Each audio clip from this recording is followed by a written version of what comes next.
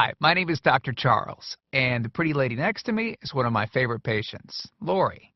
And between us is my dog, Dolce. Now, I've got somewhat of an unusual weight loss tip to share with you today. A tip that's been right under our noses our whole life. Literally. It's also one of the most important tips that I've shared with my patients in the clinic here in Fishers, Indiana. It's a very simple tip that could help you quickly lose 1 to 2 inches from your belly in under a week. Now, I need you to listen very closely. This video contains one of my biggest fat-burning secrets. And I don't know how long this video will be up, so please be sure to watch it from beginning to end while it's still here. Okay, so you're probably thinking to yourself, listen, I've tried every diet known to man. I've given it my all, and it just keeps coming back. Well, let me stop you right there. This is not some magical weight loss pill.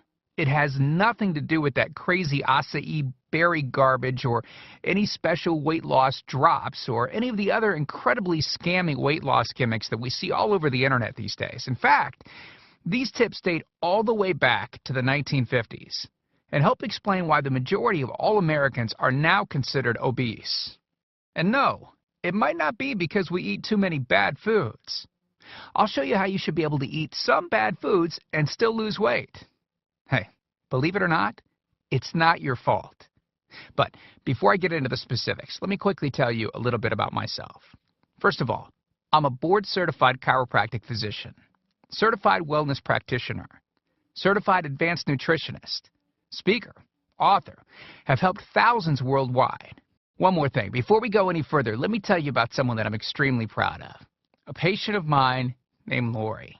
Now, she was your typical working mom with 3 children to take care of. Yes, I said 3. Lori was my guinea pig at the beginning and helped me create this program. Now, she comes from a very poor line of genetics, obesity, diabetes, heart disease, etc. So I thought if this program worked for her, it might be able to help anyone.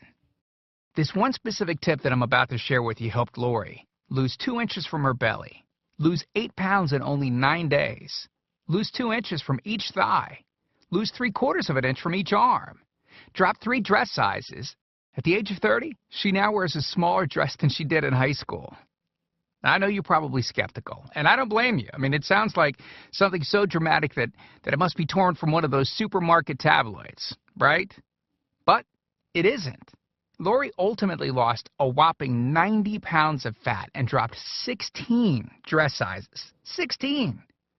Lori went from this, 210 pounds, which, by the way, is the weight that she couldn't get rid of after her last pregnancy, to this, 120 pounds. And she achieved all of this without counting calories, without starving herself, without killing herself at the gym, all while still eating all the foods that she likes, like raspberry cheesecake ice cream, which she absolutely refused to give up. Her friends are jealous, and acquaintances can't believe that she's ever even been pregnant. Listen, when it comes to weight loss, unfortunately, women get the short end of the stick. It's definitely harder for women to lose weight. In fact, women have been hardwired to not lose weight. And no matter how cheesy what I'm about to tell you sounds, it all makes perfect sense if we stop and think about it. Let me explain. It all stems back to the hunter-gatherer days of our ancestors. Men weren't built for fat storage at all. Men were built to be lean and fast to hunt food. How men can even accumulate fat at all goes completely against our genetics. On the other hand, women were built for fat storage to be able to survive and care for children during famine. Their essential minimal fat stores are many times higher than men. Women were built to accumulate as much fat as possible and to not lose those accumulations for childbirth, milk production, and child rearing. Now, unfortunately, we've been built to survive, not to look good. Women have a couple of major fat-storing roadblocks that hold them back. First of all, women's fat cells are bigger and have more fat-storing enzymes in them. Men's fat cells have more fat-burning enzymes and are much smaller. Women honestly do have a lot more working against them, which is why the steps I'll be outlining in this presentation work so well. Second, estrogen multiplies fat-storing enzymes, making them gain weight around their butt and thighs like it's an Olympic event. Darn those childbirth genetics. Third, crash dieting. It puts our bodies instantly into starvation mode, reducing fat-burning enzymes by up to 50%. Our bodies literally freak out. So not only do we tend to lose muscle mass when crash dieting, but our fat-burning enzymes can decrease. Yikes!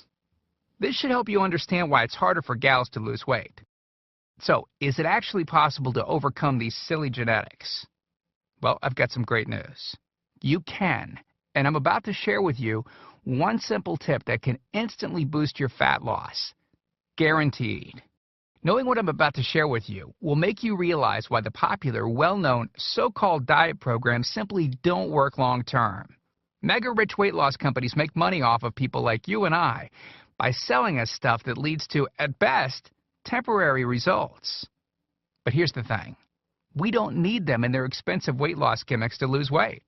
What I'm about to share with you is key to actually being able to eat some bad foods and still burn fat. Okay, let me give you a tiny anatomy lesson, and it's probably something you've never heard about. I may get a little bit technical for a second, but stick with me because I promise you, by the end of this presentation, we want you to understand how to lose the weight you want and keep it off for good. This unusual tip is about your liver. Now, the main role of the liver is to break down toxic substances and produce bile, which breaks down fats in the small intestines. Bile is critical for the transport of fats through the body. Liver dysfunction can result in difficulties eliminating cholesterol, which is a type of fat. For those of us that consume large amounts of cholesterol, which is very common in American diets, liver dysfunction can be a very significant factor in weight gain. Now, if the liver does not regulate fat metabolism efficiently, weight gain tends to occur around the belly area, and a protuberant abdomen, also known as a potbelly, will develop. Another sign of an unhealthy liver can be a roll of fat under the upper abdomen. If the liver filter is not functioning correctly, it can't remove the small fat globules, chylomicrons, that circulate in the bloodstream. These extra chylomicrons can build up in other organs and in fatty deposits under the skin, which can lead to cellulite, which tends to be found in your butt, thighs, arms, and belly. It can be very difficult to lose this abdominal fat until the liver function is improved. That's one of the major reasons that the older we get, the fatter we get. So, what I'm basically trying to say is this. When your liver is clogged up with junk, it will be difficult to lose weight, no matter how much dieting and exercise you do. Ever wonder why whenever you would diet and then stop,